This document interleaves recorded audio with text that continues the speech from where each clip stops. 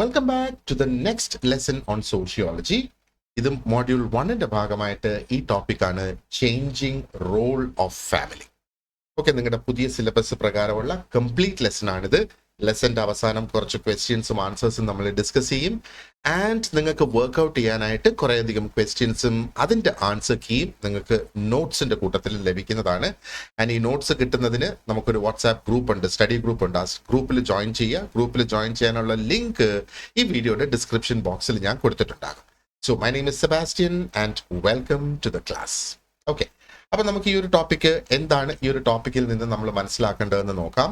അപ്പം നമ്മുടെ സിലബസ് പ്രകാരം ചേഞ്ചിങ് റോൾ ഓഫ് ഫാമിലിയുടെ കീഴിലുള്ള സബ് ടോപ്പിക്സ് ഇതാണ്: ഷിഫ്റ്റിംഗ് ജെൻഡർ റോൾസ്, ഓക്കെ, മാറി വരുന്ന ജെൻഡർ റോൾസ്. പിന്നെ വിമൻസ് വർക്ക് ഫോഴ്സ് പാർട്ടിസിപ്പേഷൻ, സ്ത്രീകളുടെ പാർട്ടിസിപ്പേഷൻ ഇൻ വർക്ക്. അതായത് വർക്ക് ഫോഴ്സ് എന്ന് പറയുമ്പോഴത്തേക്ക് നമ്മുടെ ഒരു ട്രഡീഷണലി ജെൻസ് ആയിരുന്നല്ലോ നമ്മുടെ കൾച്ചറിൽ എന്താ പറയേണ്ട വർക്ക് ഫോഴ്സ് എന്ന് പറയുന്നത്, അല്ലെങ്കിൽ ജോലിക്ക് പോകുന്ന ആൾക്കാർ. Now women are also participating, അല്ലേ? പിന്നെ ഇവോൾവിംഗ് പേരന്റൽ റെസ്പോൺസിബിലിറ്റീസ്. ഇപ്പൊ പേരൻസിന്റെ റെസ്പോൺസിബിലിറ്റീസ് പണ്ട് കാലത്തുണ്ടായിരുന്നതിന് എങ്ങനെ ഇവോൾവ് ചെയ്ത് ഇപ്പം മാറി നിൽക്കുന്നു എന്നുള്ളത്. And then modern trends in family structures. അതിൽ നമുക്ക് റൈസ് ഇൻ ന്യൂക്ലിയർ ഫാമിലീസ് ഉണ്ട് നോക്കാനായിട്ട്. Once again rise in nuclear families. ഇപ്പൊ ന്യൂക്ലിയർ ഫാമിലീസ് ഇപ്പൊ കൂടി വരികയാണ്, അല്ലേ? അപ്പൊ അതിന്റെ ട്രെൻഡ്, അതിന്റെ റീസൺസ് നമുക്ക് ഡിസ്കസ് ചെയ്യണം. അപ്പൊ കഴിഞ്ഞ വീഡിയോയിൽ നമ്മൾ ഇത് ടച്ച് അപ്പോൺ ചെയ്തതാണ്. ഇനി delayed marriages, higher divorce rates. നമുക്കറിയാം മാരേജസ് ഇപ്പം ഡിലേ ആക്കുന്നുണ്ട് ആൾക്കാർ. കാരണം പഠിക്കണം, ഒരു കരിയർ എസ്റ്റാബ്ലിഷ് ചെയ്യണം, അവരുടെ സ്വന്തം കാലിൽ നിന്നിട്ട് മാരേജ് ചെയ്യുക, അങ്ങനെയൊക്കെയുള്ള ചിന്താഗതിയിൽ വരുന്ന മാറ്റങ്ങൾ കൊണ്ടാണ് ഇതെല്ലാം സംഭവിക്കുന്നത്, അല്ലേ? ആൻഡ് ഹയർ ഡിവോഴ്സ് റേറ്റ്സ്, അതും വളരെ നമുക്ക് കാണാം ഇന്നത്തെ കാലത്ത് ഒരുപാടധികം ഡിവോഴ്സ് നടക്കുന്നുണ്ട്.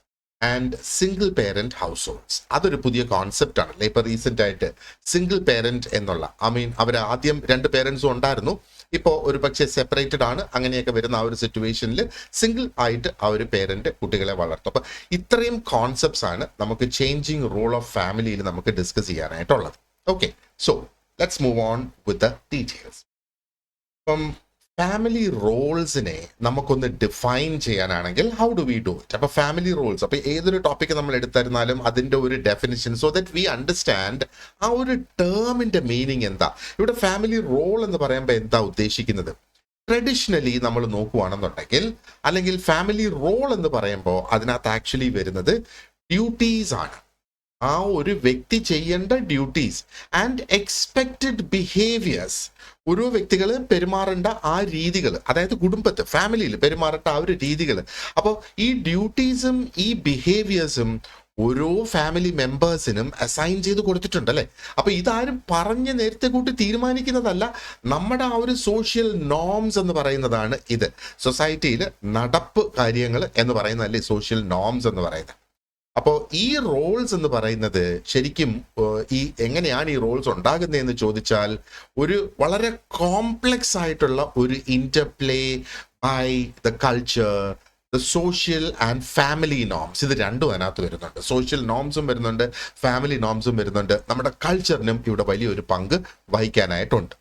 അപ്പൊ ട്രഡീഷണലി നമ്മൾ നോക്കുകയാണെന്നുണ്ടെങ്കിൽ ഫാമിലി റോൾസ് എന്ന് പറയുന്നത് എന്താ പറയേണ്ടത്, ജെൻഡർ ബേസിസിലായിരുന്നു ഡിഫൈൻ ചെയ്തിരുന്നത് ഫാമിലി റോൾസ്. അപ്പോൾ മെയിൽ ആണെങ്കിൽ ഇന്ന കാര്യങ്ങൾ, ഫീമെയിൽ ആണെങ്കിൽ ഇന്ന കാര്യങ്ങൾ. അതായിരുന്നല്ലോ ട്രഡീഷണലി നമ്മുടെ രാജ്യത്ത് അല്ലെ നമ്മുടെ കൾച്ചറിൽ നിലനിന്നത്. അപ്പോൾ ആ സമയത്ത് എങ്ങനെയാണ്? Men were typically expected to be the breadwinners. പുരുഷന്മാരായിരുന്നു അവിടെ ജോലിക്ക് പോയി എന്താ പറയേണ്ടത്, കാശ് കൊണ്ടുവരുന്നത്, അല്ലെ? അതാണ് ബ്രെഡ് വിന്നർ എന്ന് നമ്മൾ പറയുമ്പോഴത്തേക്ക്. And they were responsible for providing financial support and protecting the family. ഫാമിലിയെ പ്രൊട്ടക്ട് ചെയ്യുക, ഫിനാൻഷ്യൽ സപ്പോർട്ട് ഫാമിലിക്ക് കൊടുക്കുക, ഇതായിരുന്നു പുരുഷന്റെ പ്രധാന റോൾ എന്ന് പറയുന്നത്. പിന്നെ ഈ ഒരു role extend to being the decision makers. അപ്പോൾ ബ്രെഡ് വിന്നേഴ്സ് ആയിരുന്നു, അത് പിന്നെ തീരുമാനങ്ങൾ എടുക്കുന്ന ഡിസിഷൻ മേക്കേഴ്സ് ആയി മാറി. അങ്ങനെ ഓട്ടോമാറ്റിക്കലി ഡിസിഷൻസ് എടുക്കുന്ന വ്യക്തിയാകുമ്പോഴത്തേക്ക് എന്താണ്, ഒരു അതോറിറ്റേറിയൻ പൊസിഷനിലേക്ക് അവിടെ എത്തുന്നു. അങ്ങനെ ഒരു അതോറിറ്റേറ്റീവ് ഫിഗർ ആയിട്ട് മാറുന്നു within that particular household. സ്ത്രീകളുടെ കാര്യം പറയാനാണെങ്കിലോ, on the other hand what were women doing, അവര് ഹോം മേക്കേഴ്സിന്റെ റോൾ ആയിരുന്നു അവിടെ കംപ്ലീറ്റ് എടുത്തിരുന്നത്. ഇന്ന് നമുക്കറിയാം അല്ലെ, ഒരുപാട് പേര് ഹോം മേക്കേഴ്സിന്റെ റോൾ തന്നെയാണ് അവർക്ക് പ്ലേ ചെയ്യാനുള്ളത്. അപ്പോൾ ഹോം മേക്കർ എന്ന നിലയിൽ സ്ത്രീകളുടെ പ്രധാന റെസ്പോൺസിബിലിറ്റി എന്ന് പറയുന്നത് ആ ഒരു വീട്ടിലെ കാര്യങ്ങളെല്ലാം ചെയ്യുക, ഹൗസ് ഹോൾഡ് മാനേജ്മെന്റ് എന്ന് നമുക്ക് പറയാം. കുട്ടികളെ നോക്കുക, care for the children and support the husband in maintaining family cohesion. ആ ഫാമിലിയിൽ ഒരു അടുക്കും ചിട്ടയും മെയിൻറ്റെയിൻ ചെയ്യുന്നതിന് ഹസ്ബൻഡിനെ സപ്പോർട്ട് ചെയ്യുക, ഹസ്ബൻഡിന്റെ ഒരു അസിസ്റ്റന്റ് ആവുക എന്നുള്ള ആ ഒരു റോളാണ് എന്താ പറയേണ്ടത് ട്രഡീഷണലി സ്ത്രീകൾക്കുള്ളത്. ഇനി ആ ഒരു മോഡേൺ ഷിഫ്റ്റ് നമ്മൾ നോക്കുകയാണെന്നുണ്ടെങ്കിലോ, ശരിക്കും മോഡേൺ ഷിഫ്റ്റ് നടന്നേക്കുന്ന നമ്മൾ നോക്കുമ്പോഴത്തേക്ക് ഈ റോൾസ് എന്ന് പറയുന്നത് ഇൻക്രീസിംഗ്ലി ഫ്ലൂയിഡ് ആയിക്കൊണ്ടിരിക്കുക. എന്ന് പറഞ്ഞാൽ ഈ റോൾസ് മാറി മറിയുന്നു. ഫ്ലൂയിഡ് അങ്ങനെയല്ലേ, ഏതൊരു ഗ്ലാസ്സിൽ നമ്മൾ ഒഴിച്ചു വെച്ചിരുന്നാലും ആ ഗ്ലാസിന്റെ ഷേപ്പ് എടുക്കാനുള്ള ആ ഒരു കേപ്പബിലിറ്റി ഫ്ലൂയിഡിനുണ്ട്. അപ്പോൾ അതേപോലെ ആ ഒരു ലിക്വിഡ് ആകുന്നു അല്ലെങ്കിൽ ഫ്ലൂയിഡ് ആകുന്നു എന്ന് നമ്മൾ ഇവിടെ പറയുമ്പോഴത്തേക്ക് അതിന്റെ ആ ഒരു ലിറ്ററൽ സെൻസിൽ എടുക്കാതെ അതിന്റെ ആ ഒരു മീനിങ് എടുത്താൽ എവർ ചേഞ്ചിങ് എന്നാണ് നമ്മൾ ഇതിനെ ഇവിടെ കാണേണ്ടത്.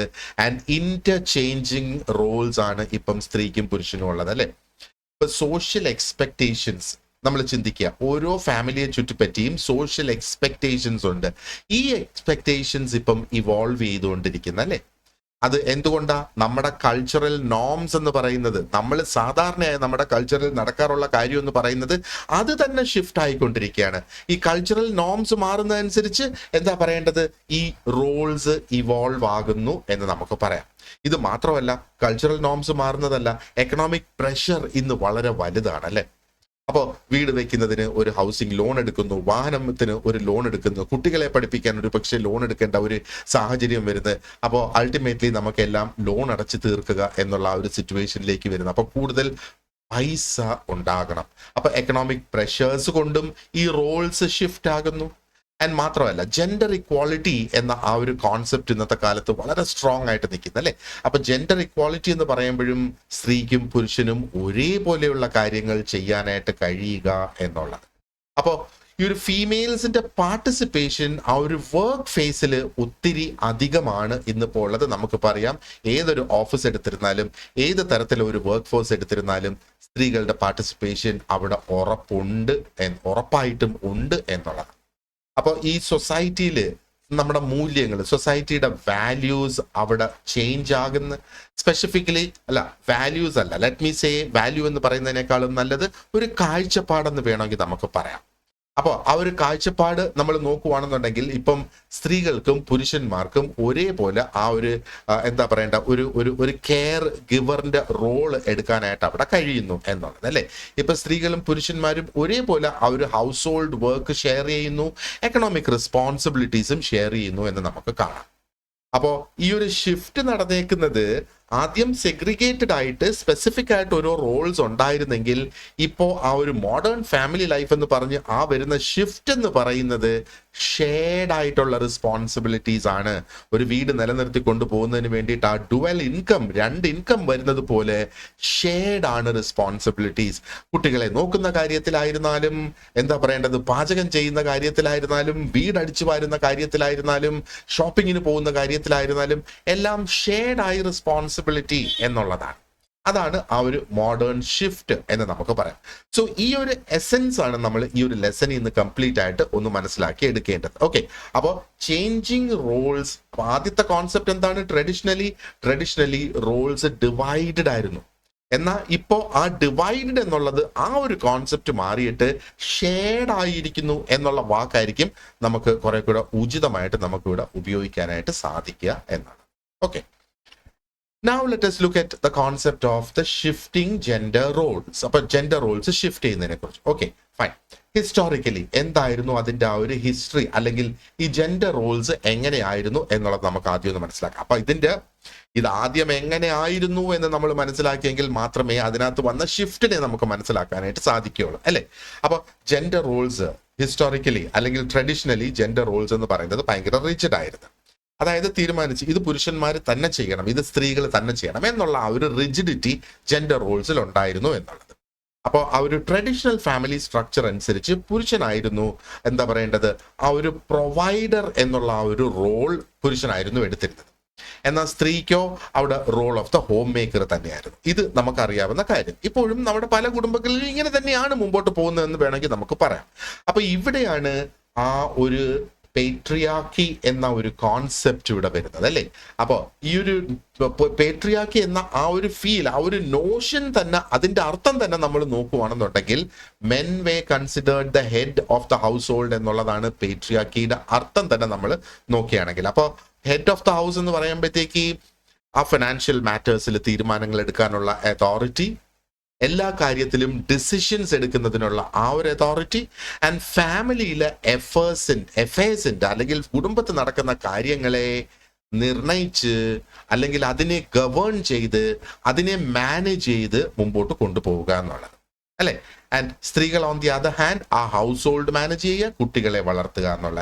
അപ്പൊ ഇവിടെ ഒരു ക്ലിയർ ഡിവിഷൻ ഓഫ് ലേബർ അല്ലേ ഇവിടെ ഉണ്ടായിരുന്നത് അല്ലെ. നമുക്കറിയാം ആ ഒരു വീട്ടിൽ നടക്കേണ്ട കാര്യങ്ങൾ നമുക്ക് ലേബർ എന്ന് തന്നെ വേണമെങ്കിൽ പറയാം. അപ്പൊ labour was divided between the man and the woman എന്നുള്ളതാണ്. അപ്പൊ ഈ ഒരു ഡിവിഷൻ ഓഫ് ലേബർ എന്തുകൊണ്ടാണ്? സൊസൈറ്റിയുടെ എക്സ്പെക്ടേഷൻസിന്റെ ഭാഗമായിട്ട് അവിടെ വരുന്നത്. അപ്പൊ സൊസൈറ്റിയിലെ ആ ഒരു പ്രതീക്ഷ, സൊസൈറ്റിയുടെ എക്സ്പെക്ടേഷൻ എന്താണോ അതിനെ ഊട്ടി ഉറപ്പിക്കും വിധം ഉള്ള ആ ഒരു ഡിവിഷൻ ഓഫ് ലേബർ തന്നെയായിരുന്നു അല്ലേ. അത് മാത്രമല്ല, പല റിലീജിയസ് ടീച്ചിങ്സിലും ഇതുണ്ട്. റിലിജിയൻ നമ്മുടെ കൾച്ചറിന്റെ ഭാഗമാണ് അല്ലെ. അപ്പൊ റിലീജിയസ് ടീച്ചിങ്സിലും ഈ സ്ത്രീക്കും പുരുഷനും ഉള്ള റോൾസ് അവിടെ കൊടുക്കുന്നുണ്ട് എന്നുള്ളത് നമുക്ക് കാണാം. And there are legal frameworks also that supported the male domination both in public as well as in the private spheres എന്നുള്ളത് നമുക്ക് കാണാവുന്നതാണ് അല്ലെ. Okay, so now let's look at what are the contemporary changes. അപ്പൊ contemporary എന്ന് പറയുമ്പോഴത്തേക്ക് നിലവിൽ എന്തൊക്കെയാണ് changes? Contemporary means the current changes എന്നുള്ള ആ ഒരു അർത്ഥം തന്നെയാണ്. അപ്പൊ ഈ കോണ്ടംപററി ഷിഫ്റ്റ് അല്ലെങ്കിൽ നിലവിൽ നടക്കുന്ന ആ ഒരു shift, if you look at the last century, നമ്മുടെ ഈ ജെൻഡർ റോൾസ് എന്ന് പറയുന്നത് ഒരുപാടധികം ട്രാൻസ്ഫോംഡ് ആയിട്ടുണ്ട് അല്ലെ. അപ്പോൾ ഇത് ട്രാൻസ്ഫോം ആകാനുള്ള റീസൺസ് പലതാണ്. അപ്പൊ എന്തുകൊണ്ടാണ് ഈ റോൾസ് ഷിഫ്റ്റ് ആകുന്നതെന്നല്ലേ നമ്മൾ പ്രധാനമായിട്ട് ഇതിനകത്ത് മനസ്സിലാക്കേണ്ടത്. അപ്പോൾ ഒന്ന്, ഇൻഡസ്ട്രിയലൈസേഷൻ ആൻഡ് ഏർബനൈസേഷൻ.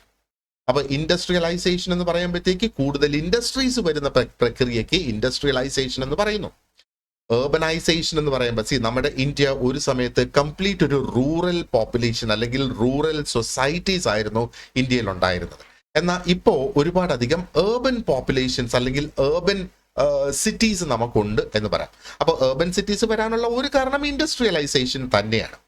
അപ്പൊ ഈ പ്രോസസ്സസ് നമ്മൾ നോക്കുകയാണെന്നുണ്ടെങ്കിൽ ഇൻഡസ്ട്രിയലൈസേഷൻ നടക്കണമെങ്കിലും ഏർബനൈസേഷൻ ആണെങ്കിലും ഒരുപാടധികം വർക്ക് ഫോഴ്സ് വേണം എന്നുള്ളതാണ്. ഒരുപക്ഷെ പുരുഷന്മാരുടെ സാന്നിധ്യം കൊണ്ട് മാത്രം അത് തികയില്ല എന്നുള്ളത്. അപ്പോൾ സ്ത്രീകള് കൂടുതൽ ഓപ്പർച്യൂണിറ്റീസ് വന്നപ്പോഴത്തേക്ക് സ്ത്രീകൾ ആ ഒരു പെയ്ഡ് എംപ്ലോയ്മെന്റിന് അവർ പോകാനായിട്ട് തുടങ്ങി. വീട്ടിലുള്ള ജോലിയല്ല, പുറമേ അവർ ജോലിക്ക് പോകാനായിട്ട് സ്ഥാപനങ്ങളിൽ, ഓഫീസിൽ, ഇൻഡസ്ട്രീസിൽ ഒക്കെ ജോലിക്ക് പോകാനായിട്ട് സ്റ്റാർട്ട് ചെയ്തു എന്നുള്ളതാണ്. അപ്പൊ ഇവിടെ ഒരു ട്രാൻസിഷൻ ശരിക്കും നടന്നു എന്ന് വേണമെങ്കിൽ നമുക്ക് പറയാം അല്ലെ. അപ്പൊ ഈ ട്രാൻസിഷൻ നടന്നപ്പോഴത്തേക്ക് ഒരു റീഓർഗനൈസേഷൻ ആവശ്യമായിട്ട് വന്ന് വീട്ടിലെ ജോലികൾക്ക് അല്ലെങ്കിൽ ആ ഒരു ഹൗസ് ഹോൾഡ് ഡ്യൂട്ടീസിന് അങ്ങനെ ആ ഒരു വ്യത്യാസം വന്നപ്പോഴത്തേക്ക് അല്ലെങ്കിൽ ആ ഒരു ആവശ്യം നിലവിൽ വന്നപ്പോഴത്തേക്ക് പുരുഷന്മാരും സ്ത്രീകളും ഒരേപോലെ എന്താ പറയേണ്ടത് കോൺട്രിബ്യൂട്ട് ചെയ്യാനായിട്ട് തുടങ്ങി. ആ ഒരു എക്കണോമിക് കോൺട്രിബ്യൂഷനും ആൻഡ് ആ ഒരു ഹൗസ് ഹോൾഡ് വർക്കിലേക്കുള്ള ഓരോരുത്തരുടെ ഇൻവോൾവ്മെന്റും കോൺട്രിബ്യൂഷനും മാറി വന്നു എന്നുള്ളത്. അപ്പൊ രണ്ടാമത്തെ റീസൺ എന്താണ്? Education and feminism. ഫെമിനിസം നമുക്കറിയാം അല്ലെ. ഫെമിനിസം എന്താണ് ആ ഒരു കോൺസെപ്റ്റ് നമുക്കറിയാം. അപ്പം ഒത്തിരി അധികം ഫെമിനിസ്റ്റ് മൂവ്മെന്റ്സ്, ഫെമിനിസ്റ്റ് ചിന്താഗതികൾ നമ്മുടെ മൈൻഡിലുണ്ട്. സ്ത്രീകളെ ഈക്വൽ ആക്കുക എന്നുള്ളത്, ടു മെൻ എന്നുള്ളതാണ് ഫെമിനിസ്റ്റ് ചിന്താഗതിയുടെ അടിസ്ഥാന തത്വം എന്ന് പറയുന്നത്. ഓക്കെ, അപ്പോൾ എഡ്യൂക്കേഷൻ എങ്ങനെയാണ് ഇവിടെ ഒരു റോള് വഹിച്ചത്? ഒന്ന്, ഫെമിനിസ്റ്റ് ശരിക്കും പറയുന്നത് എന്താണ്? ആ ഒരു ഈക്വാളിറ്റി കൊണ്ടുവരിക എന്നുള്ളത്.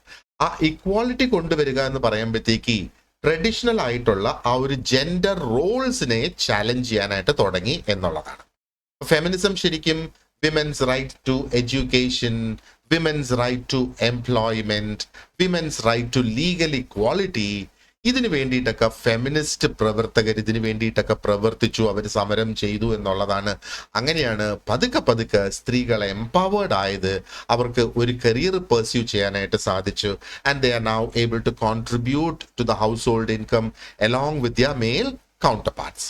ഓക്കെ, ഇത് ഒരു നെസസിറ്റിയും കൂടെയാണ് എന്ന് വേണമെങ്കിൽ നമുക്ക് പറയാം. ഇന്നത്തെ കാലത്ത് ഒരു ഒരു ഒരു എക്കണോമിക് നെസസിറ്റി തന്നെയാണ് ഇത് എന്ന് വേണമെങ്കിൽ പറയാം. എഡ്യൂക്കേഷന്റെ കാര്യം നമ്മളിവിടെ പറയുമ്പോൾ ഫെമിനിസം ഒന്നവിടെ വന്ന്, മറ്റൊന്ന് എഡ്യൂക്കേഷൻ. കൂടുതൽ സ്ത്രീകൾ ഇന്ന് എഡ്യൂക്കേറ്റഡ് ആണ്, അല്ലെ? കൂടുതൽ എന്ന് പറഞ്ഞാൽ ഒരുപാട് സ്ത്രീകൾ നമ്മുടെ ചുറ്റകം നമ്മൾ നോക്കിക്കഴിഞ്ഞാൽ ഓൾമോസ്റ്റ് എല്ലാവരും നല്ല ക്വാളിഫൈഡ് ആണ്, എഡ്യൂക്കേറ്റഡ് ആണ്. അപ്പൊ എന്തുകൊണ്ട് നല്ലൊരു ഒരു ജോബിലേക്ക് അവർക്ക് എത്തിപ്പെടാൻ കഴിഞ്ഞൂടാ? നല്ല ജോബിലേക്ക് എത്തിപ്പെടണം എന്നുള്ളത്. സോ എഡ്യൂക്കേഷനും ഫെമിനിസവും അതിനു വേണ്ടിയിട്ടൊരു കാരണമായി. പിന്നെ ഒരു എക്കണോമിക് നെസസിറ്റി എന്ന നിലയിൽ ആ സാമ്പത്തികത്തിന്റെ കാര്യത്തിൽ ഒരു അത്യാവശ്യ ഘടകം എന്ന് വേണമെങ്കിൽ വന്നു എന്ന് പറയാം. അപ്പൊ ഇന്നത്തെ മോഡേൺ ഹൗസ് ഹോൾഡ്സിൽ നമുക്ക് നോക്കുവാണെന്നുണ്ടെങ്കിൽ ഡുവൽ ഇൻകംസ് ഒരു ചോയ്സ് അല്ല. വേണമെങ്കിൽ പോയാൽ മതി ജോലിക്ക് എന്നുള്ള ആ ഒരു ചിന്തയല്ല, പക്ഷേ ഇപ്പൊ അതൊരു ആവശ്യകത, ഒരു നെസസിറ്റി ആയിട്ട് മാറിയിരിക്കുക. കാരണം കോസ്റ്റ് ഓഫ് ലിവിങ് വളരെ കൂടുതലാണ്, അല്ലെ? അപ്പോ അതിന്റെ ഒരു ഫലം എന്ന് പറയുന്നത് both men and women are required to work.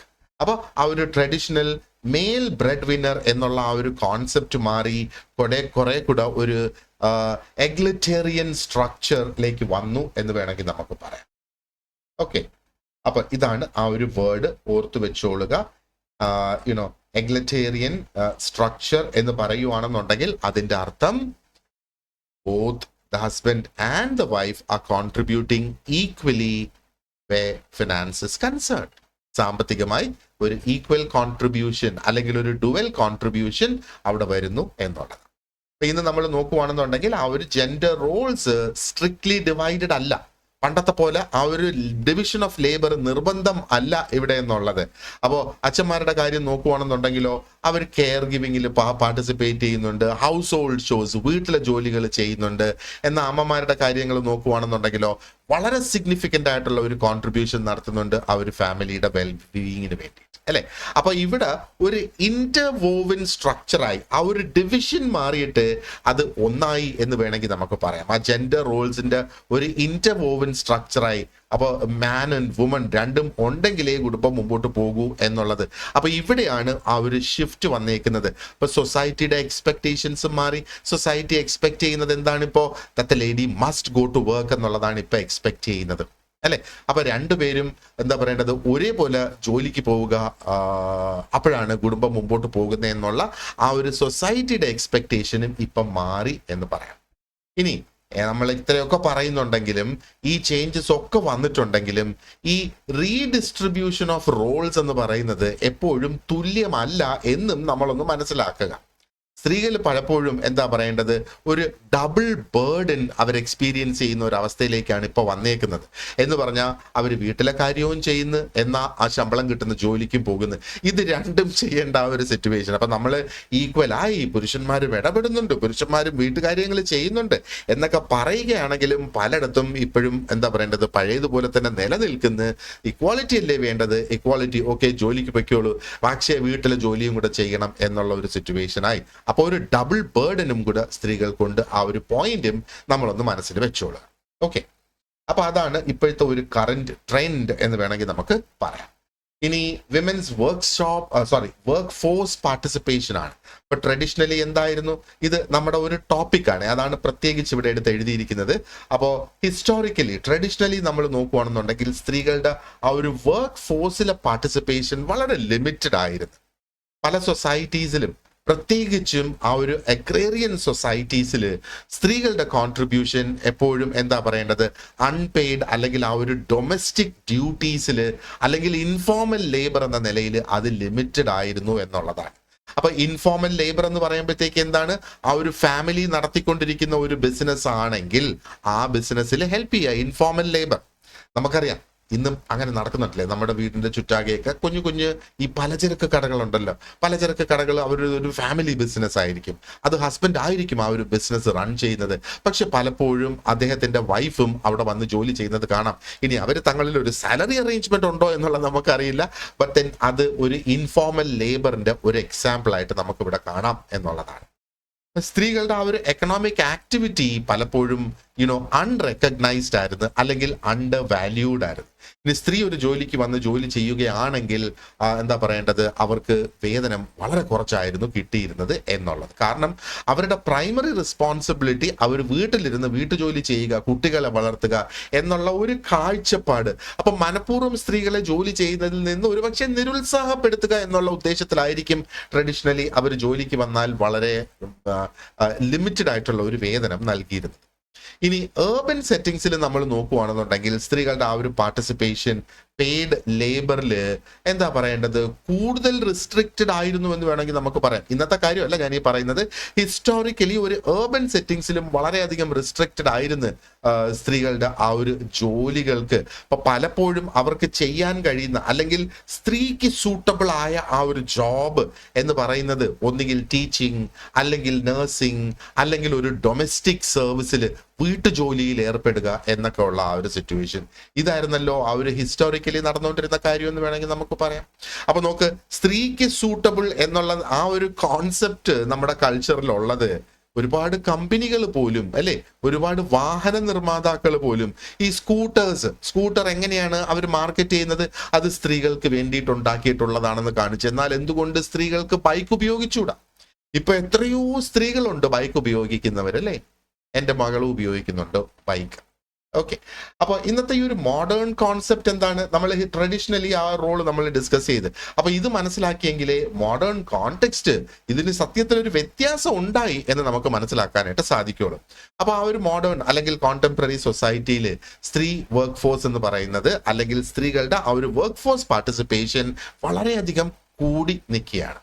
അപ്പൊ സ്ത്രീകൾ ഇപ്പം വളരെ സബ്സ്റ്റാൻഷ്യൽ ആയിട്ടുള്ള ഒരു റോൾ അവർ പ്ലേ ചെയ്യുന്നുണ്ട്.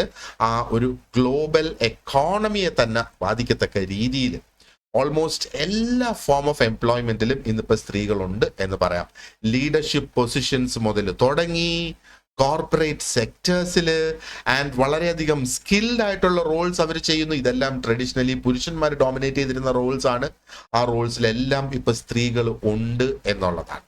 അപ്പൊ ഇവിടെ പ്രധാനമായിട്ട് ഈ ചേഞ്ചസ് വരാനുണ്ടായ റീസൺസ് ആണ് നമുക്കിനിയിപ്പം അടുത്തത് നമുക്ക് നോക്കേണ്ടത്. എന്തുകൊണ്ടാണ് ഈ ഒരു ചേഞ്ചസ് വന്നത് എന്നുള്ള ഒന്ന്, ഗ്രേറ്റർ ആക്സസ് ടു എഡ്യൂക്കേഷൻ തന്നെയാണ്. Okay, greater access to education. അപ്പോൾ കൂടുതൽ സ്ത്രീകൾക്ക് എഡ്യൂക്കേഷന് ആക്സസ് കിട്ടുന്നു. എന്താ പറയേണ്ടത്, എഡ്യൂക്കേഷണൽ റിഫോംസ് നമ്മുടെ നാട്ടിൽ ഒരുപാട് അധികം നടന്നു. സ്ത്രീകൾക്ക് ഹയർ എഡ്യൂക്കേഷൻ, പ്രൊഫഷണൽ കരിയേഴ്സ് അവർക്ക് പെർസ്യൂ ചെയ്യാനായിട്ട് സാധിച്ചു എന്നുള്ളത്. അങ്ങനെയാണ് ഒരുപാട് സ്ത്രീകൾ സയൻസിലും ടെക്നോളജിയിലും മെഡിസിനിലും ലോയിലും ഒക്കെ എത്തിപ്പെട്ടു അല്ലേ. അതേപോലെ ലീഗൽ റിഫോംസ് ഒരുപാടധികം നമ്മുടെ നാട്ടിൽ നടന്നു. ഇപ്പൊ ലീഗൽ റിഫോംസ് എന്ന് നമ്മൾ പറയുമ്പോഴത്തേക്ക് എന്താ പറയേണ്ടത്, എംപ്ലോയ്മെന്റ് ലോസ് എന്ന് വേണമെങ്കിൽ നമുക്ക് പറയാം. ഈ സ്ത്രീകൾക്ക് ജോലി കിട്ടുന്നതിന് വേണ്ടിയിട്ട് അപ്പോൾ എന്താ പറയേണ്ടത്, കുറെ കൂടെ എസ്റ്റാബ്ലിഷ്ഡ് ആക്കി കൊണ്ടുവന്നു ആ ഒരു ജെൻഡർ ഇക്വാളിറ്റി എന്നുള്ളത്.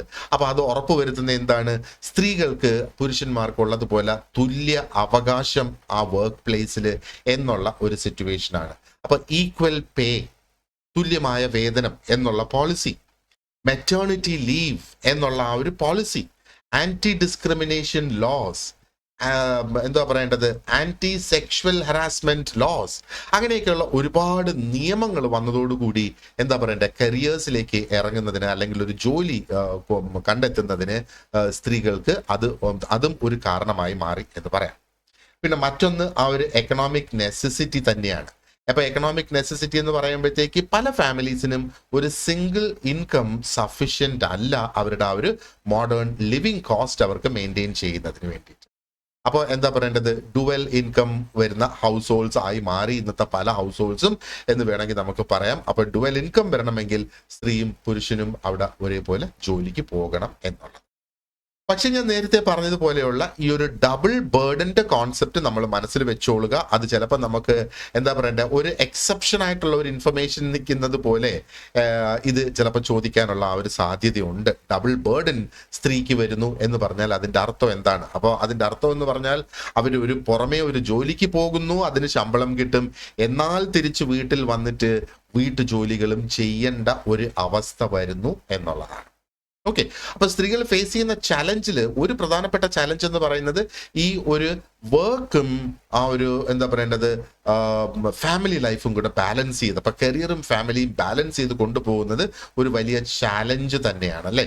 അപ്പൊ ഇപ്പോഴത്തെയും ആ ഒരു ധാരണ എന്ന് പറയുന്നത് കുട്ടികളെ വളർത്തുന്ന കാര്യത്തിൽ സ്ത്രീക്കാണ് കൂടുതൽ പങ്ക്, വീട്ടുജോലി ചെയ്യുന്ന കാര്യത്തിൽ സ്ത്രീക്കാണ് കൂടുതൽ പങ്ക് എന്നുള്ള ആ ഒരു ചിന്താഗതിയൊക്കെ നിലനിൽക്കുന്നത് കൊണ്ട് തന്നെയാണ് സ്ത്രീകൾക്ക് ഈ ഒരു ഡബിൾ ബേർഡൻ അവിടെ വരിക, because of their domestic duties as well as their professional work എന്നുള്ളത്.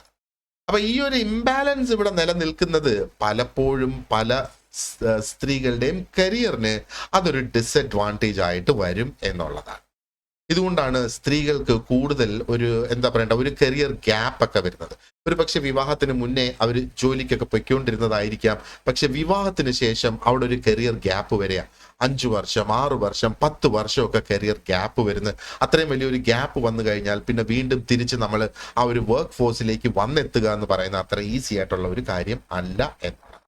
ഓക്കെ, അടുത്തത് നമ്മൾ നോക്കുന്നത് the modern trends in family structures. അപ്പൊ അതിനകത്ത് നമുക്ക് ന്യൂക്ലിയർ ഫാമിലീസ് ഉണ്ടായിരുന്നു, ഡിലേഡ് മാരേജസ് ഒരു റീസൺ ആണ്. ഇപ്പം ഇന്നത്തെ ഫാമിലി സ്ട്രക്ചേഴ്സിലുള്ള ട്രെൻഡ്, ഇന്നത്തെ കാലത്തെ ട്രെൻഡ്, അപ്പൊ nuclear families, delayed marriages, higher divorce rates, single parent households, ഇത്രയായിരുന്നു നമുക്ക് ഇതിനകത്ത് നോക്കാനുള്ളത്. സോ എന്താ പറയേണ്ടത്, ആ ഒരു ന്യൂക്ലിയർ ഫാമിലി എന്ന് പറയുമ്പോഴത്തേക്ക് എന്താണ്? അപ്പൊ അവിടെയും ഞാനൊന്ന് പറഞ്ഞോട്ടെ, ഈ ന്യൂക്ലിയർ ഫാമിലിയിലേക്ക് നമ്മൾ കടക്കുന്നതിന് മുന്നേ ഈ ഒരു ഫാമിലി സ്ട്രക്ചേഴ്സ് മാറി വരാനുള്ള കാരണങ്ങൾ. അപ്പോൾ അതിനകത്ത് പല സോഷ്യൽ റീസൺസ് ഉണ്ട്, എക്കണോമിക് റീസൺസ് ഉണ്ട്, കൾച്ചറൽ ഫാക്ടേഴ്സ് ഉണ്ട്. ഇത് മൂന്നും കൂടെ ചേർന്നാണ് ഈ ഫാമിലി സ്ട്രക്ചേഴ്സ് മാറാനുള്ള റീസൺ ആയിട്ട് മാറുന്നതെന്ന് പറയാം. അപ്പോൾ ഹിസ്റ്റോറിക്കലി അല്ലെങ്കിൽ ട്രഡീഷണലി നമ്മളിവിടെ നോക്കിയാൽ ഫാമിലി യൂണിറ്റ് എന്ന് പറയുന്നത് പലപ്പോഴും എക്സ്റ്റെൻഡഡ് ഫാമിലി മോഡൽസ് ആയിരുന്നു ഫാമിലി യൂണിറ്റിനെ ഷേപ്പ് ചെയ്തിരുന്നത്. അപ്പോൾ അതിനകത്ത് ജോയിന്റ് ഫാമിലീസ് ഉണ്ടായിരുന്നു പല കൾച്ചേഴ്സിലും. ആൻഡ് ആ ഒരു എക്സ്റ്റെൻഡഡ് ഫാമിലി, ആ കോൺസെപ്റ്റ് നിങ്ങൾക്ക് ഓൾറെഡി അറിയാമല്ലോ, നമ്മൾ കഴിഞ്ഞ വീഡിയോയിൽ അത് ഡിസ്കസ് ചെയ്തതാണ്. പക്ഷേ ഇൻഡസ്ട്രിയലൈസേഷൻ തുടങ്ങിയതോടുകൂടി, ഏർബനൈസേഷൻ കുറെ കൂടെ സ്ട്രോങ് ആയതോടുകൂടി ആൻഡ് ഗ്ലോബലൈസേഷൻ നിലവിൽ വന്നതോടുകൂടി ഈ ഫാമിലി സ്ട്രക്ചേഴ്സ് എന്ന് പറയുന്നത് ഇവോൾവ് ചെയ്യാനായിട്ട് തുടങ്ങി. അപ്പോൾ ഒരു ജോലിയുടെ ഭാഗമായിട്ട് ഒരു സിറ്റിയിൽ പോയി താമസിക്കേണ്ടി വന്നാൽ ആ ഒരു ഫുൾ ജോയിന്റ് ഫാമിലിയെ കൊണ്ടുപോയാൽ ആ ഒരു സിറ്റിയിൽ സപ്പോർട്ട് ചെയ്യാൻ പറ്റാത്ത ഒരു സിറ്റുവേഷൻ. ഒന്ന്, സിറ്റിയിൽ സ്പേസ് കുറവാണ്, ലിവിങ് കോസ്റ്റ് അവിടെ കൂടുതലാണ്. അപ്പോൾ ആ ഒരു ഫാമിലിയിൽ നിന്ന് ഒരു ഫാമിലി അങ്ങ് അടർന്ന് സിറ്റിയിലേക്ക് പോകുന്ന ആ ഒരു സിറ്റുവേഷൻ, അതാണ് ന്യൂക്ലിയർ ഫാമിലീസ് അങ്ങനെ തുടങ്ങി എന്ന് വേണമെങ്കിൽ നമുക്ക് പറയാം അല്ലേ. ആൻഡ് ഈ പിന്നെ ഒരുപാട് പല കാരണങ്ങളുണ്ട്. നമുക്ക് സിംഗിൾ പേരന്റ് ഫാമിലീസ് ഒക്കെ എന്നൊക്കെ പറഞ്ഞ് നമുക്ക് ഓരോന്നിന്റെ റീസൺസ് നമുക്ക് നോക്കാം. ഇപ്പം ന്യൂക്ലിയർ ഫാമിലീസ് ഞാൻ ഈ പറഞ്ഞതുപോലെ അത് തുടങ്ങിയത് എന്താ പറയേണ്ടത് ഇൻഡസ്ട്രിയലൈസേഷൻ മുഖാന്തരം. അപ്പൊ ഇൻഡസ്ട്രിയലൈസേഷൻ എന്ന് പറയുമ്പോഴത്തേക്ക് ആ ഇൻഡസ്ട്രീസ് നിലനിൽക്കുന്ന സ്ഥലത്തേക്ക് മാറി താമസിക്കണമെങ്കിൽ ഫാമിലി ചെറുതായിരിക്കണം, അല്ലെങ്കിൽ ഫാമിലി കൂടി ഉണ്ടാകാൻ പാടില്ല. ന്യൂക്ലിയർ ഫാമിലി എന്ന് പറയുമ്പോഴത്തേക്ക് അതിനകത്ത് പേരൻസും അവരുടെ കുട്ടികളും, പ്രത്യേകിച്ച് അവിവാഹിതരായ കുട്ടികൾ അല്ലെ. അപ്പൊ അതാണ് ഒരു ഡോമിനന്റ് ആയിട്ടുള്ള ഇന്നത്തെ ഒരു ഫാമിലി സ്ട്രക്ചർ എന്ന് വേണമെങ്കിൽ നമുക്ക് പറയാം, പ്രത്യേകിച്ചും ആ ഒരു വെസ്റ്റേൺ സൊസൈറ്റിയിൽ. എന്നാൽ ഇന്ത്യൻ സൊസൈറ്റി ഒട്ടും പിന്നോട്ടല്ല, ഇന്ത്യൻ സൊസൈറ്റിയും ആ ഒരു സ്ട്രക്ചറിലേക്ക് തന്നെ മാറിക്കൊണ്ടിരിക്കുകയാണ് എന്ന് നമുക്കറിയാം. അപ്പോൾ ഈ ഒരു ന്യൂക്ലിയർ ഫാമിലിയുടെ അന്ന് അത് തുടങ്ങുന്ന സമയത്ത് ആ ഫൈനാൻഷ്യൽ ഡിഫിക്കൽട്ടി എൻറ്റയർ ഫാമിലിയെ, അതായത് ആ ഒരു ജോയിന്റ് അല്ലെങ്കിൽ എക്സ്റ്റെൻഡഡ് ഫാമിലിയെ സിറ്റിയിൽ കൊണ്ടുപോയാൽ നിലനിന്ന് പോകാൻ കഴിയില്ല എന്നുള്ളത് കൊണ്ട് ഈ ഒരു ന്യൂക്ലിയർ സ്റ്റൈൽ വരുവാണെന്നുണ്ടെങ്കിൽ ഒരു എക്കണോമിക് സെക്യൂരിറ്റി വരും, ഷെയർഡ് ആയിട്ടുള്ള റെസ്പോൺസിബിലിറ്റീസ് അവിടെ വരുന്നത്, സോഷ്യൽ സപ്പോർട്ട് അവിടെ ലഭ്യമാകും. ഇന്ത്യയിലും പല രാജ്യങ്ങളിലും നമ്മൾ നോക്കുകയാണെന്നുണ്ടെങ്കിൽ ജോയിന്റ് ഫാമിലീസ് എന്ന് പറയുന്നത് സൊസൈറ്റിയുടെ ഒരു ഇന്റഗ്രൽ ആയിട്ടുള്ള ഒഴിച്ചുകൂടാൻ കഴിയാത്ത ഒരു സംഗതി തന്നെ ആയിരുന്നു എന്നുള്ളതാണ്. പക്ഷേ ഇൻഡസ്ട്രിയലൈസേഷൻ അതിനെയെല്ലാം മാറ്റിമറിച്ചു. കാരണം ജോബ് സ്പെഷ്യലൈസേഷൻ ആവശ്യമായിട്ട് വരുന്ന മൊബിലിറ്റി വേണം. അതായത് ആ ഇൻഡസ്ട്രീസ് എവിടെയാണോ ഉള്ളത് അങ്ങോട്ട് പോകേണ്ട ആ ഒരു സിറ്റുവേഷൻ അല്ലേ. എക്കണോമിക് ഓപ്പർച്യൂണിറ്റീസ്, എക്കണോമിക് ഇൻഡിപെൻഡൻസ് ഒക്കെ ഒക്കെ വേണ്ടി വന്ന ഒരു കാലഘട്ടം ആയതുകൊണ്ട് തന്നെയാണ് ഈ ഫാമിലീസ് ബ്രേക്ക് ഡൗൺ ആയിട്ട് ന്യൂക്ലിയർ ഫാമിലീസ് ആയിട്ട് മാറി. അപ്പോൾ ന്യൂക്ലിയർ ഫാമിലീസ് ഇന്നത്തെ ആ ഒരു ട്രെൻഡ് എന്ന് പറയുന്നത് ന്യൂക്ലിയർ ഫാമിലീസ് തന്നെയാണ്. ആൻഡ് എന്താ പറയേണ്ടത്, ലോകത്തിന്റെ പല ഭാഗത്തും ഇത് തന്നെയാണ് ഡോമിനന്റ് ആയിട്ട് നിൽക്കുന്നതെന്ന് വേണമെങ്കിൽ നമുക്ക് പറയാം. So what are the benefits, അതാണ് നമ്മളിവിടെ പ്രോസ് എന്ന് പറയുന്നത്. And what are the demerits, അതാണ് നമ്മളിവിടെ കോൺസ് എന്ന് ഷോർട്ടായിട്ട് ഇവിടെ കൊടുത്തേക്കുന്നത്.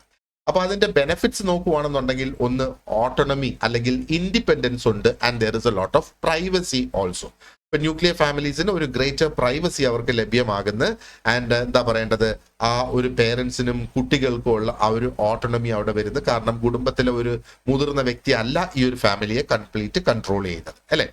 ആൻഡ് ആ ഒരു എക്കണോമിക് എഫിഷ്യൻസി അവിടെ ഉണ്ടാക്കുന്നത് മറ്റൊരു ബെനിഫിറ്റ് ആണ്. അപ്പൊ സ്മോളർ ഫാമിലി യൂണിറ്റ് ആകുമ്പോഴത്തേക്ക് അവർക്ക് കുറച്ചും കൂടെ ഫ്ലെക്സിബിൾ ആകാം. പിന്നെ ആ ഒരു ഏർബൻ ലൈഫ് സ്റ്റൈൽ അവിടെ വരുന്ന ജോബ് ഓപ്പർച്യൂണിറ്റീസിന് ഒരു പക്ഷേ ആ ജോലിയുടെ ഭാഗമായിട്ട് ഫ്രീക്വന്റ് ആയിട്ടുള്ള റീലൊക്കേഷൻസ് ഒക്കെ ആവശ്യമായിട്ട് വരും. അപ്പോഴും കൊണ്ടുപോകുന്നതിന് സൗകര്യമാണ് സ്മോൾ ഫാമിലി ആണെങ്കിൽ. ഇനി സ്മോൾ ഫാമിലിയുടെ മറ്റൊരു ഗുണം എന്ന് പറയുന്നത് ഫോക്കസ്ഡ് ആയിട്ടുള്ള പേരന്റിങ് അല്ലേ. 10ഉം 12ഉം മക്കളുണ്ടെങ്കിൽ എല്ലാവരെയും ഒരുപോലെ നോക്കാനായിട്ട് കഴിയില്ല.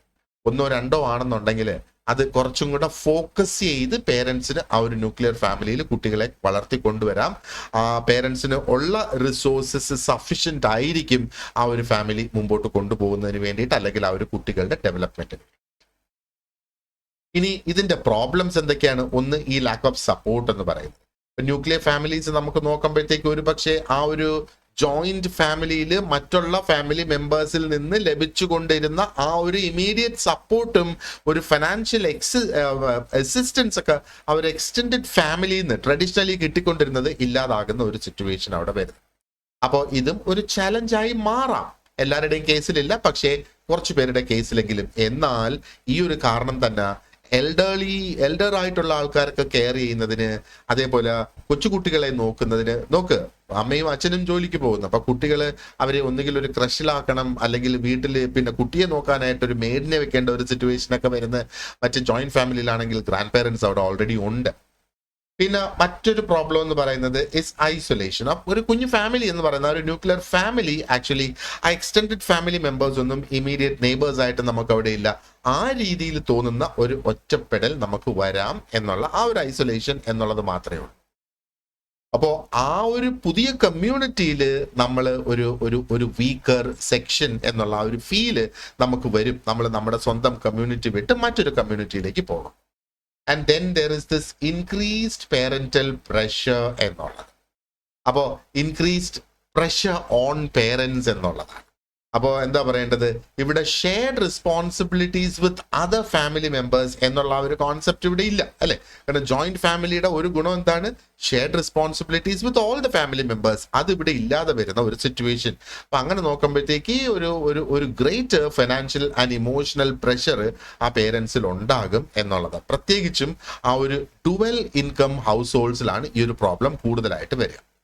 ഓക്കെ, ഇനി അടുത്ത ഒരു പ്രശ്നം എന്ന് പറയുന്നത് നമ്മുടെ ഡിലേഡ് മാരേജസ്, അല്ലെങ്കിൽ ഒരു പ്രശ്നമല്ല, ഒരു മോഡേൺ ട്രെൻഡ് ആണ് എന്നുള്ളത് നമുക്കിവിടെ കാണുക.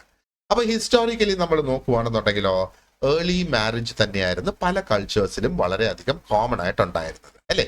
അപ്പോൾ ഈ ഒരു ഏർലി മാരേജിന്റെ അന്നത്തെ ആവശ്യകത എന്ന് പറയുന്നത് ഒന്ന് ഫാമിലി എക്സ്പാൻഷൻ ആണ്, മറ്റൊന്ന് ഒരു എക്കണോമിക് സ്റ്റെബിലിറ്റി, കൂടുതൽ ആൾക്കാരുണ്ടാവണമല്ലോ, അപ്പോൾ ഒരു എക്കണോമിക് സ്റ്റെബിലിറ്റി കൊണ്ടുവരാം. പിന്നെ മറ്റൊരു പ്രധാന ഘടകം എന്ന് പറയുന്ന സോഷ്യൽ ട്രഡിഷൻ അതായിരുന്നു ആ ഒരു സമയത്തെന്നുള്ളത് അല്ലേ. അപ്പം മാരേജ് എന്ന് പറയുമ്പോഴത്തേക്ക് പലപ്പോഴും അതിനെ കണ്ടിരുന്നത് as A union four survival and procreation. അപ്പൊ പ്രൊക്രിയേഷൻ എന്ന് പറയുമ്പോഴത്തേക്ക് നമ്മുടെ ആ ഒരു എന്താ പറയേണ്ടത്, ഹ്യൂമൻ റേസിനെ നിലനിർത്തി കൊണ്ടുപോകുന്നതിന് വേണ്ടിയിട്ട് നമുക്ക് കുട്ടികൾ വേണം, ജനറേഷൻസ് നിലനിർത്തി കൊണ്ടുപോകുന്നതിന് വേണ്ടിയിട്ട്. അപ്പൊ സർവൈവൽ ആൻഡ് പ്രൊക്രിയേഷൻ. ആ സമയത്ത് young adults were encourage to required to marry എന്നുള്ളതാണ്. ആ ഒരു എന്താ പറയേണ്ടത്, ഒരു ഫാമിലിയിൽ അല്ലെങ്കിൽ ഒരു സൊസൈറ്റിയിൽ എക്സ്പെക്ടേഷൻ ഫുൾഫിൽ ചെയ്യുന്നതിന് വേണ്ടിയിട്ട് യങ് ആയിട്ടുള്ള adults at an early age they were required to marry, അത് നിർബന്ധമായിരുന്നു. പക്ഷെ ആ ഒരു 20th സെഞ്ചുറി, പ്രത്യേകിച്ചും വേൾഡ് വാർ ടൂവിന് ശേഷം ഈ മാരേജസിലേക്കുള്ള ആ ഒരു ആറ്റിറ്റ്യൂഡ് പതുക്കെ ഷിഫ്റ്റ് ആകാനായിട്ട് തുടങ്ങി എന്നുള്ളതാണ്. കാരണം എന്താണ്, ഇൻക്രീസ്ഡ് ആക്സസ് ടു എഡ്യൂക്കേഷൻ ഉണ്ടായി, കരിയർ ഓപ്പർച്യൂണിറ്റീസ് ബെറ്റർ ആയിട്ട് വന്നു, പ്രത്യേകിച്ചും സ്ത്രീകളുടെ കാര്യം നമ്മൾ നോക്കുവാണെന്നുണ്ടെങ്കിൽ. അപ്പോൾ ഇൻഡിവിജ്വൽസ് അവരുടെ മാരേജ് ഡിലേ ചെയ്യാനായിട്ട് തുടങ്ങി. കാരണം എന്താണ്, ആ ഒരു പ്രൊഫഷൻ അല്ലെങ്കിൽ ആ ഒരു പ്രൊഫഷണൽ ഗ്രോത്ത് ഒന്ന് എസ്റ്റാബ്ലിഷ് ചെയ്തതിന് ശേഷം മാരി ചെയ്യുക എന്നുള്ളത്. അതേപോലെ ഫെമിനിസ്റ്റ് മൂവ്മെന്റ് ആൻഡ് ജെൻഡർ റോൾസിൽ ഉണ്ടാകുന്ന മാറ്റങ്ങൾ, ഇതൊക്കെ ഈ ഒരു ഡിലേഡ് മാരേജ് എന്നുള്ള ആ ഒരു ട്രെൻഡിനെ പ്രോത്സാഹിപ്പിച്ചു എന്ന് വേണമെങ്കിൽ നമുക്ക് പറയാം. കാരണം ഓരോ വ്യക്തികളും അവരവരുടെ പേഴ്സണൽ ഡെവലപ്മെന്റ് ഉറപ്പുവരുത്തിയിട്ടാണ് പിന്നെ ഒരു ഫാമിലിയിലേക്ക് കടക്കാനായിട്ട് ഉദ്ദേശിക്കുന്നത്. എന്നാൽ നിലവിലെ ട്രെൻഡ് നമ്മൾ നോക്കുകയാണെന്നുണ്ടെങ്കിലോ ഈ ഡിലേഡ് മാരേജസിന്റെ കാര്യത്തിൽ, അപ്പോൾ നേരത്തെ അങ്ങനെ ആയിരുന്നുവെങ്കിൽ അത് ഹിസ്റ്ററിയാണ് നമ്മൾ ഇത്രയും നേരം സംസാരിച്ചത്. ഇന്ന് ഡിലേഡ് മാരേജ് എന്ന് പറയുന്നത് ഒരു ഗ്ലോബൽ ഫിനോമിനനാണ്.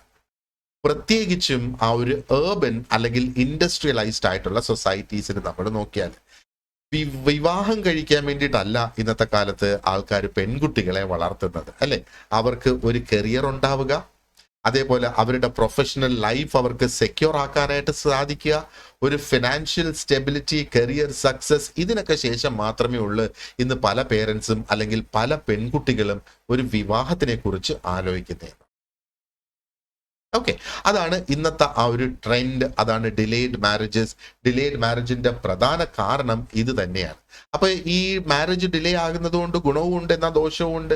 അതിന്റെ ഗുണങ്ങളിൽ നമുക്ക് വേണമെങ്കിൽ പെടുത്താം, ഒരു പേഴ്സണൽ ഗ്രോത്ത് ഉണ്ടാകുന്നു, ആ ഒരു വ്യക്തിക്ക് ഒരു സ്റ്റെബിലിറ്റി ലഭിക്കുന്നു, ഒരു ഫിനാൻഷ്യൽ സെക്യൂരിറ്റി ആ വ്യക്തിക്ക് ലഭിക്കുന്നു, ഇംപ്രൂവ്ഡ് ആയിട്ടുള്ള ഒരു കമ്പാറ്റബിലിറ്റി ഇതിവിടെ കൊണ്ടുവരാനായിട്ട് സാധിക്കും എന്നുള്ളതാണ്. അപ്പൊ ആ ഒരു ഇംപ്രൂവ്ഡ് ആയിട്ടുള്ള കമ്പാറ്റബിലിറ്റി എന്ന് പറയുമ്പോഴത്തേക്ക് എന്താണ് ശരിക്കും അവിടെ ഉദ്ദേശിക്കുന്നത്? Waiting to marry actually allows individuals to better understand their own needs. അവരുടെ നീഡ്സ് എന്താണ്, അവരുടെ പ്രിഫറൻസസ് എന്താണ്, ഇത് മനസ്സിലാക്കി ഒരു ബെറ്റർ ആയിട്ടുള്ള ഒരു കമ്പാറ്റബിൾ ആയിട്ടുള്ള പാർട്ട്ണറെ കണ്ടെത്താനായിട്ട് സാധിക്കും. എന്നാൽ ഇവിടെ പ്രശ്നങ്ങൾ ഉണ്ടാകും, അല്ലെ? റെഡ്യൂസ്ഡ് ആയിട്ടുള്ള ഫെർട്ടിലിറ്റി വരും. നമുക്ക് പ്രായം കൂടുന്നതനുസരിച്ച് നമ്മുടെ ആ ഒരു ഫെർട്ടൈൽ ആകാനുള്ള ആ ഒരു കേപ്പബിലിറ്റി നമുക്ക് ഇല്ല എന്നുള്ളത്. So they will be challenges with fertility, പ്രത്യേകിച്ചും സ്ത്രീകൾക്ക്. അപ്പോൾ ഇതൊരു ബയോളജിക്കൽ ക്ലോക്ക് വർക്ക് ചെയ്യുന്നു എന്ന് വേണമെങ്കിൽ നമുക്ക് പറയാം, അല്ലേ? ആൻഡ് ഒരു ഇൻക്രീസ്ഡ് ആയിട്ടുള്ള ഒരു സോഷ്യൽ പ്രഷർ ഉണ്ടാകും സ്ത്രീകളിൽ പെട്ടെന്ന് വിവാഹം കഴിക്കുന്നതിന്. അപ്പൊ ഡിലേഡ് മാരേജസ് പല കൾച്ചേഴ്സിലും ഇന്ന് ഒരു സോഷ്യൽ സ്റ്റിഗ്മ അവിടെ ഉണ്ടാക്കും. എന്താണ് ഇത്രയായിട്ടും വിവാഹം കഴിച്ചിട്ടില്ലല്ലോ എന്നൊക്കെ പറയുന്നത് നമ്മൾ കേട്ടിട്ടില്ലേ? പ്രത്യേകിച്ചും സ്ത്രീകൾക്കാണ് ഈ ഒരു സോഷ്യൽ സ്റ്റിഗ്മ ഉണ്ടാകുന്നത്. ഇനി ഒരു ലോൺലിനെസ് അനുഭവപ്പെടാനുള്ള ഒരു സാധ്യത എന്ന് മാത്രമേ നമ്മൾ ഇവിടെ പറയുന്നുള്ളൂ. കാരണം ഇൻഡിവിജ്വൽസ് അവരുടെ കരിയറിൽ ഫോക്കസ് ചെയ്യുന്നു, അവരുടെ പേഴ്സണൽ അച്ചീവ്മെന്റിൽ ഫോക്കസ് ചെയ്യുന്നു. അപ്പൊ ഇതിനകത്ത് കുറച്ച് പേരെങ്കിലും they may find themselves isolated without a partner, അല്ലേ? അപ്പോൾ ഒരു പാർട്ട്ണർ ഇല്ലാതെ കുറെ നാളാകുമ്പോഴത്തേക്ക് maybe they may find lonely. എല്ലാവരുടെയും കാര്യത്തിലല്ല, ചില ആൾക്കാർക്കെങ്കിലും അത് സംഭവിക്കാനുള്ള ആ ഒരു സാധ്യത ഉണ്ട് എന്നുള്ളതാണ് ഞാനിവിടെ ഇതുകൊണ്ട് ഉദ്ദേശിച്ചത്. And then, let's talk about the higher divorce rates.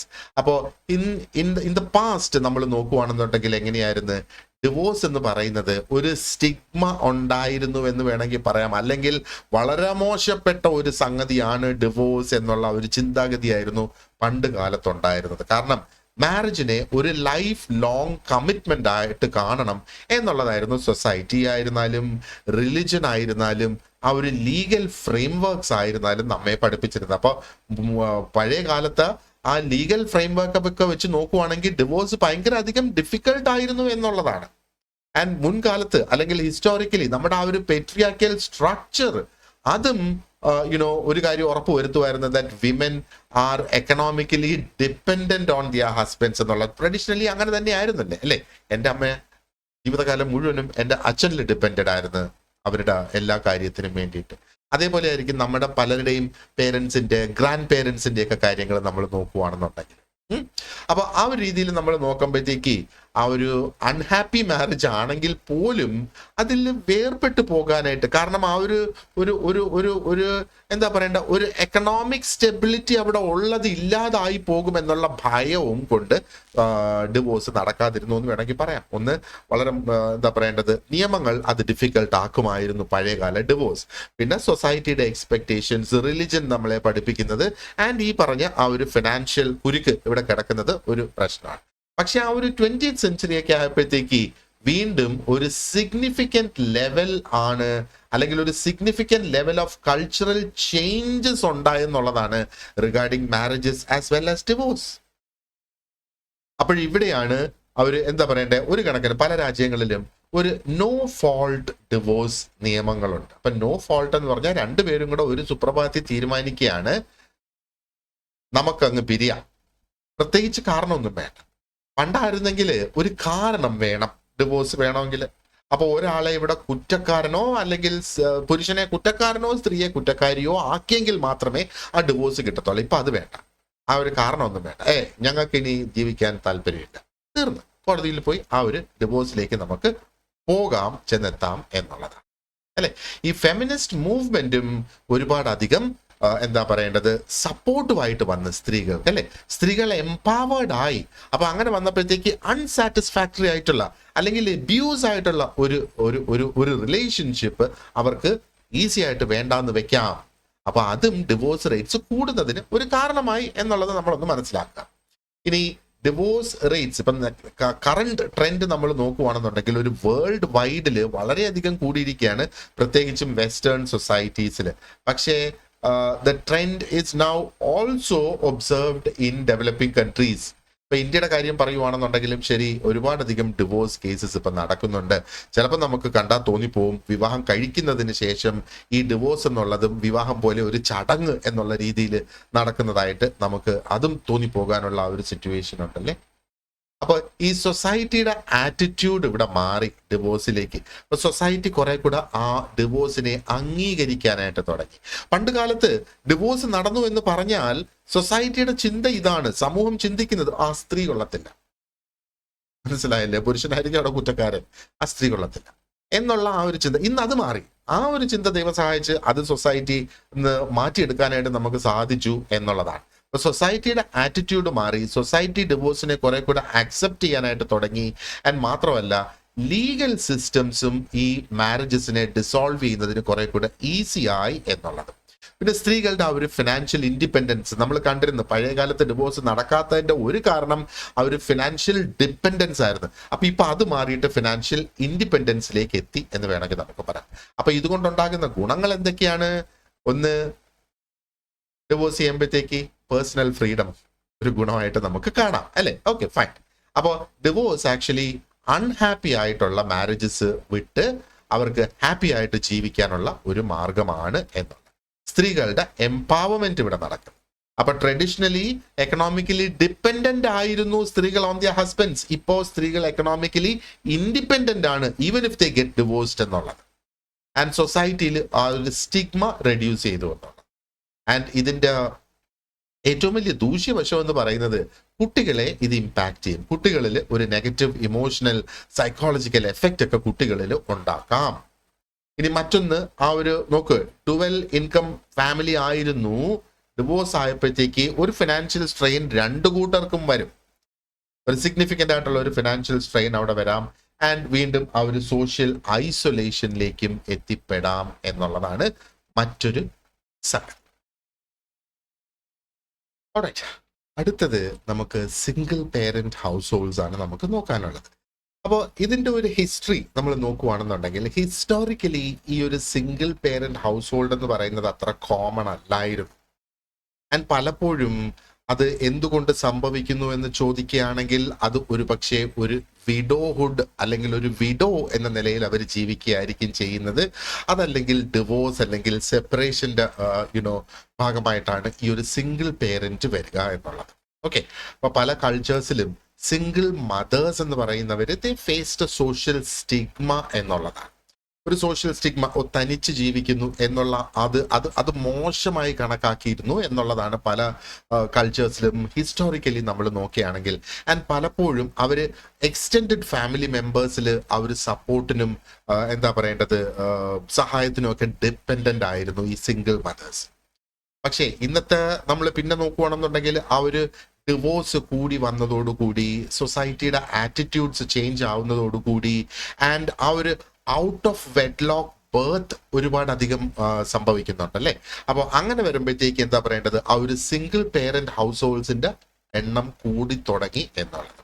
ഇപ്പം നിലവിൽ ഇന്നത്തെ ഒരു കറന്റ് ട്രെൻഡ് നമ്മൾ നോക്കുകയാണെന്നുണ്ടെങ്കിൽ സിംഗിൾ പേരന്റ് ഹൗസ് ഹോൾഡ്സ് എന്ന് പറയുന്നത് എന്താ പറയേണ്ടത് ഒരു കോമൺ ഫാമിലി സ്ട്രക്ചറായി മാറിയിരിക്കുന്നു എന്ന് വേണമെങ്കിൽ നമുക്ക് പറയാം. പർട്ടിക്കുലർലി ആ ഒരു വെസ്റ്റേൺ സൊസൈറ്റീസിന്റെ കാര്യം നോക്കുവാണെങ്കിൽ. അപ്പൊ ഇതിൽ തന്നെ പല കേസിലും സിംഗിൾ പേരന്റ് എന്ന് പറയുമ്പോഴത്തേക്ക് കൂടുതലും സിംഗിൾ മദർ ആണ് ഇവിടെ വരിക അല്ലെ, കൂടുതലായിട്ട് ഇവിടെ വരുന്നത്. അപ്പൊ അവരുടെ ആ ഒരു ഫൈനാൻസ് മാനേജ് ചെയ്യണം, എന്നാൽ കുട്ടികളുടെ സംരക്ഷണവും അവർ ഉറപ്പുവരുത്തേണ്ടതായിട്ടുണ്ട്. ആൻഡ് ഈ ഒരു സാഹചര്യം എന്ന് പറയുന്നത് ഇന്നത്തെ കാലത്ത് സോഷ്യലി ഒരു ആക്സെപ്റ്റഡ് സിറ്റുവേഷൻ ആയി തന്നെ വരികയാണ് എന്ന് വേണമെങ്കിൽ നമുക്ക് പറയാം. പക്ഷേ എങ്ങനെയൊക്കെ നമ്മൾ നോക്കിയിരുന്നാലും ശരി തന്നെ സിംഗിൾ പേരന്റ് ഫാമിലീസ് എന്ന് പറയുന്നത് എപ്പോഴും ഒരു എക്കണോമിക് ഡിസഡ്വാൻറ്റേജ് അവർക്ക് ഉണ്ടാകും എന്നുള്ളതാണ്. കാരണം ആ ഒരു കുട്ടികളെ വളർത്തുക എന്നുള്ള ആ ഒരു റെസ്പോൺസിബിലിറ്റി ഒറ്റയ്ക്ക് ഏറ്റെടുക്കുമ്പോഴത്തേക്ക് അത് ചലഞ്ചിങ് ആവാനുള്ള സാധ്യത വളരെ കൂടുതലാണ്.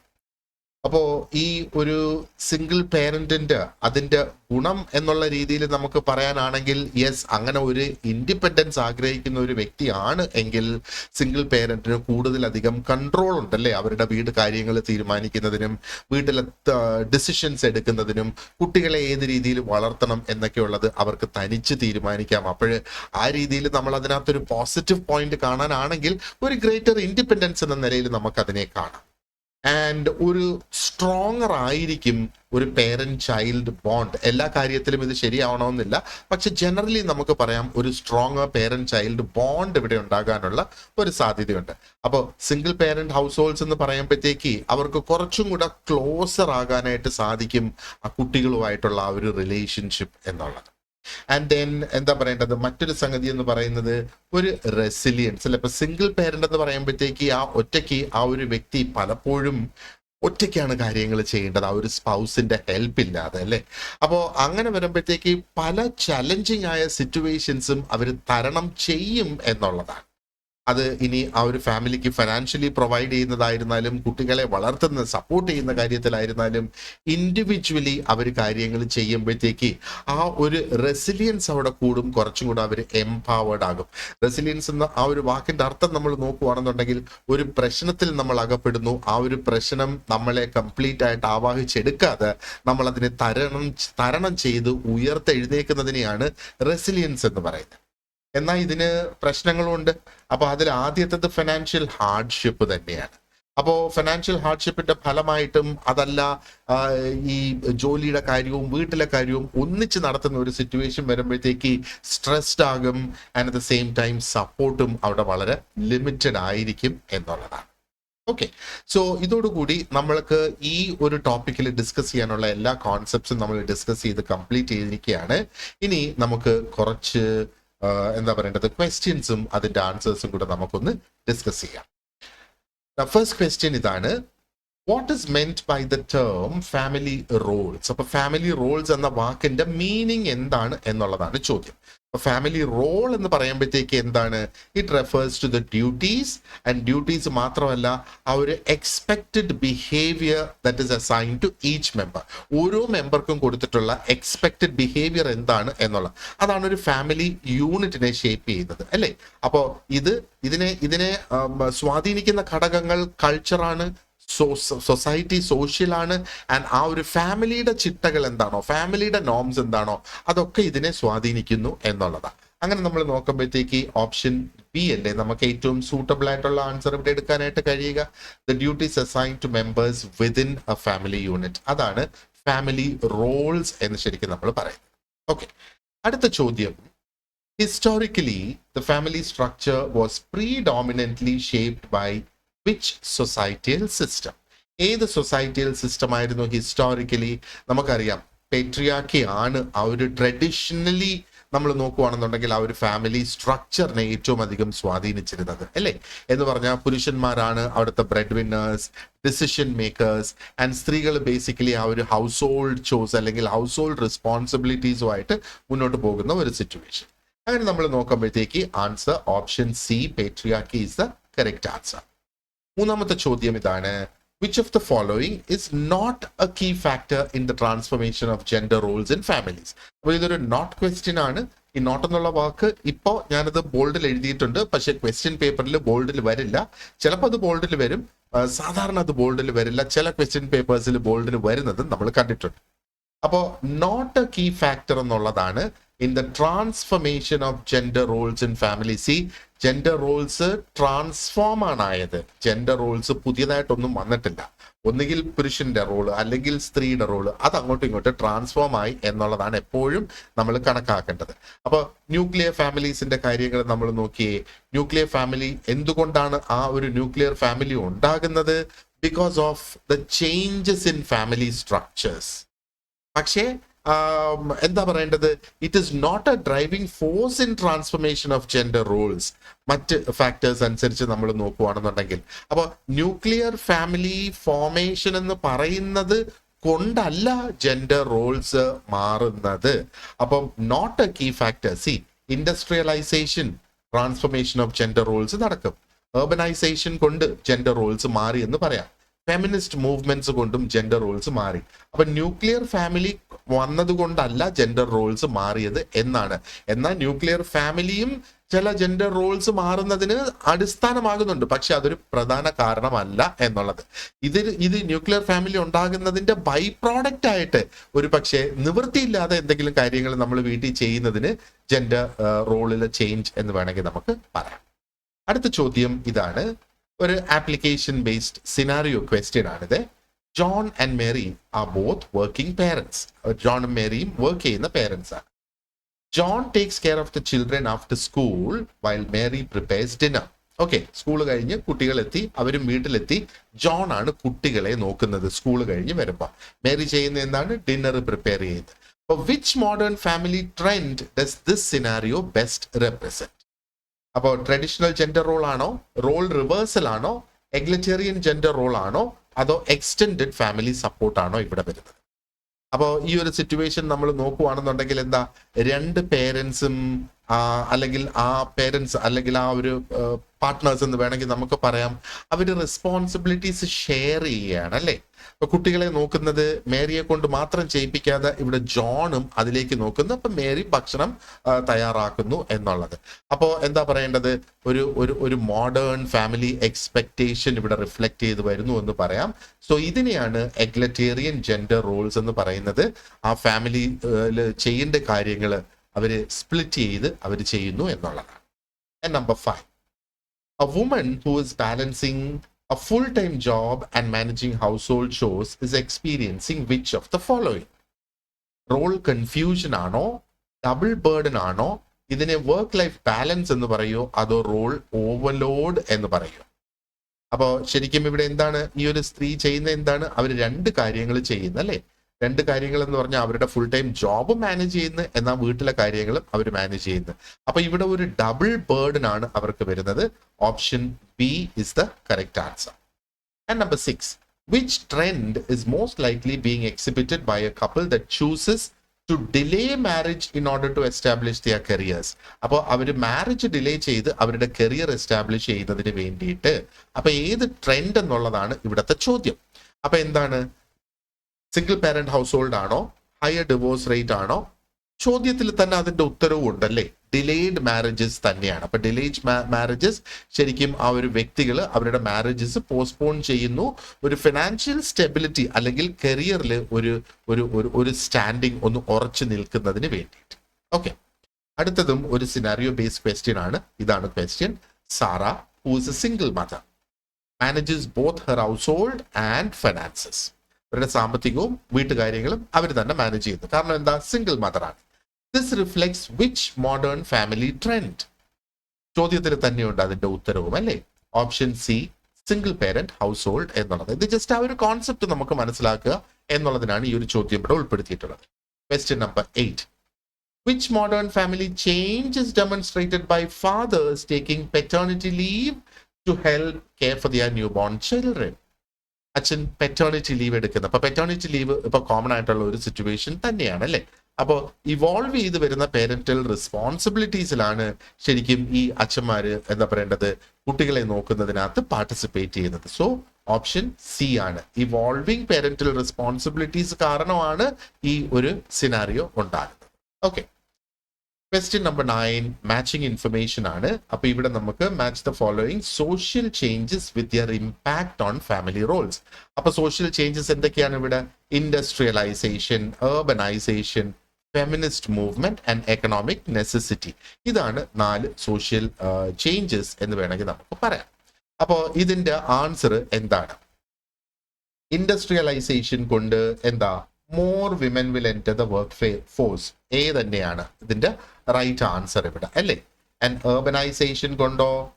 urbanization കൊണ്ട് കുഞ്ഞ് മൊബൈൽ ഫാമിലി യൂണിറ്റ്സ് ആയി. കാരണം urbanization ഭാഗമായിട്ട് അവർ മാറി താമസിക്കേണ്ട ആ ഒരു സിറ്റുവേഷൻ വരും. ഫെമിനിസ്റ്റ് മൂവ്മെന്റ്സ് വരുന്നത് കൊണ്ടോ?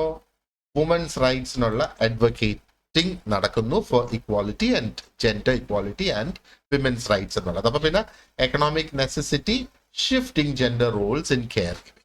അങ്ങനെയാണ് നമുക്ക് ഇതിന്റെ ആൻസറിനെ ഇവിടെ കണക്കാക്കാനായിട്ട് സാധിക്കുക. ഓക്കെ, അടുത്ത 10ാമത്തെ ചോദ്യമാണ്. Let us see what is the double burden experienced by many women in modern families. അപ്പം ഡബിൾ ബേർഡൻ നമ്മൾ നേരത്തെ ഒരു ചോദ്യത്തിൽ നോക്കിയിരുന്ന് ഇത് അടുത്തൊരു ചോദ്യത്തിലും കൂടെ ഡബിൾ ബേർഡൻ എന്താണെന്ന് നമ്മൾ നോക്കിയാണ്. ഇപ്പൊ ഡബിൾ ബേർഡൻ എന്ന് പറയുമ്പോഴത്തേക്ക് ഹാവിങ് 2 jobs ആണോ? അല്ല. Balancing professional and domestic responsibilities, അതാണ് ഡബിൾ ബേർഡൻ എന്ന് ശരിക്കും പറയുന്നത്. ഓക്കെ, അപ്പോൾ ഇതിന്റെ ആൻസേഴ്സ് എല്ലാം കൃത്യമായിട്ട് മനസ്സിലായിട്ടുണ്ടല്ലോ. So we have completed this topic, അതായത് ചേഞ്ചിങ് റോൾ ഓഫ് ഫാമിലി എന്നുള്ള. അപ്പോൾ റോൾ എന്താണെന്നും അതെന്തുകൊണ്ട് ആ റോൾസ് മാറുന്നു എന്നൊക്കെയുള്ള കാര്യങ്ങൾ നമ്മളിവിടെ ഡിസ്കസ് ചെയ്ത് ഇനി കുറെ അധികം ക്വസ്റ്റ്യൻസും അതിന്റെ ആൻസേഴ്സും നിങ്ങളുടെ നോട്ട്സിലും കൊടുത്തിട്ടുണ്ട്. ഇവിടെ നമ്മൾ 10 ഡിസ്കസ് ചെയ്ത് ഈ 10 അത് കൂടാതെ ഒരു 10 ക്വസ്റ്റ്യൻസും അതിന്റെ ആൻസേഴ്സും കൂടെ നിങ്ങളുടെ നോട്ട്സിലുണ്ട്. അപ്പൊ നോട്ട്സ് ലഭിക്കുന്നതിന് ഈ ഡിസ്ക്രിപ്ഷൻ ബോക്സിൽ കൊടുത്തിരിക്കുന്ന ലിങ്കിൽ ക്ലിക്ക് ചെയ്ത് നമ്മുടെ വാട്സാപ്പ് ഗ്രൂപ്പിൽ ജോയിൻ ചെയ്യുക. അവിടെ നിന്ന് ബാക്കി ഡയറക്ഷൻ ഞാൻ നിങ്ങൾക്ക് തരും, എങ്ങനെ ഈ നോട്ട്സ് നിങ്ങൾക്ക് ലഭിക്കും എന്നുള്ള കാര്യത്തിൽ. Okay, all right. So thank you very much for watching this video and wish you all the very best and have a great day ahead. Thank you.